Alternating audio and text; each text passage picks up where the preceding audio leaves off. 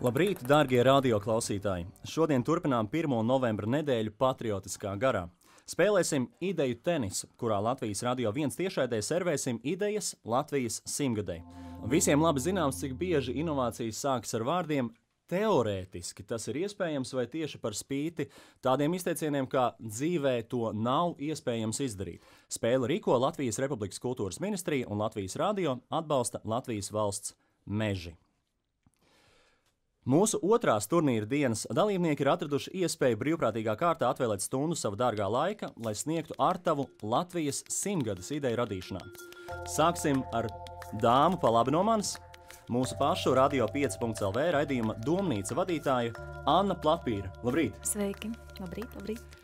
Viņas pārnieks elegantā žaketē šorīt būs producents un pozitīvas mūzika vadītājs Ģirds Majors. Labrīt! Labrīt!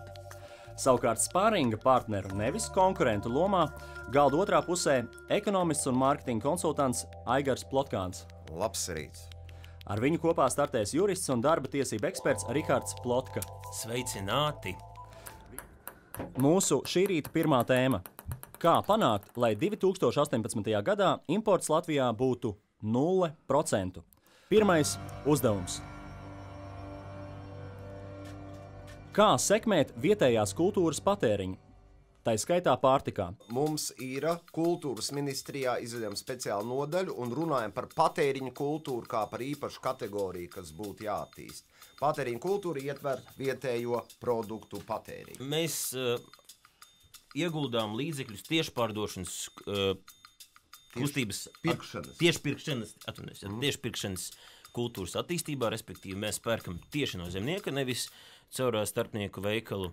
Jo katram ir savs jurists, savs priesteris, savs advokāts, vai arī savs zemnieks, kam var uzvanīt, hei, man vajag vistiņu šodien un kartupelīšu, var man tur pievest? Mēs piedāvātu ne tikai katram savu zemnieku, bet katram savu pliķīti zemes. Piedāvājam veidot valsts kā programmu, kurā cilvēki var pieteikties un saņemt, piemēram, gan sēklu, vai varētu, piemēram, sākt apsaimniekot zemi, gan arī padomus, un varbūt šis viņu zemnieks, ko viņš ir iepazinis tiešsaistē, varētu arī palīdzēt ievadīt pirmajos soļos, kā šo zemi apsaimniekot. Tā mēs veicinātu laukos arī cilvēku ieplūšanu un katrs varētu veidot pats savu pārtikas banku. Līdz ar to problēmas būtība noteikti ir veicināt tos cilvēkus, kuri šobrīd nedara neko, un tādi mēs zinām ir ļoti daudz.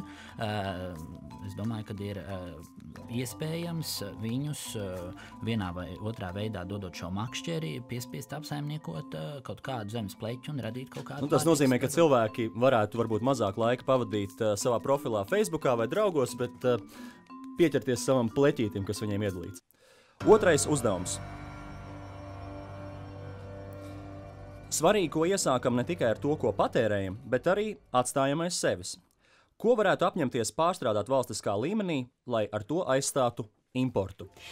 Mums bija doma tāda, ka mēs varētu domāt arī par arhitektūru un par ēkām. Mēs zinām, ka ir bijuši veiksmīgi projekti, kur vecās ēkas tiek izmantotas un veidotas jaunas. Piemēram, es zinu, ka arhitektūra, piemēram, NRJ bija tāds drupu māja, kurā viņi būtībā uz drupām veidoja jaunu māju un to iekšienē un saglabāja gan vēsturisko mantojumu, gan arī radīja jaunu pievienoto vērtību. Es papildinu ar to, ka, ja reiz akcijas ievieš visām kaitīgajām precēm, tad, protams, kaut kāds atbalsts būtu jāmeklē tiem, kas tātad ievieš ražošanā produktus, kur kaut kāds vēlams, viņš pēc iespējas lielāks, ir no otrreizējām izejvielām. Un ja šāda programma eksistē vienalga, vai tie nodokļu atvieglojumi, vai viņi tiek atkal pie kaut kādas zemes vai citiem meklēt sevišķi uzsākot to darbību, tad, protams, rodas šāda programma, kur ir iespējams veicināt kaut kādu to pārstrādes produktu izmantošanu. Tad pirmkārt, mēs runājam tikai par bezatkritumu saimniekošanu un par pamatu ņēmām tā, kā to dara lauku saimniecība, kur īstenībā ārā nemet neko. Sliktākajā gadījumā lietas pārvietojās uz bērniņiem un gaida savu otro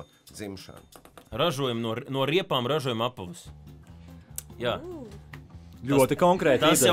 Tas jau notiek pasaulē, un no pētpudelēm var ražot apģērbus, jā, jakas, arī ķēdes.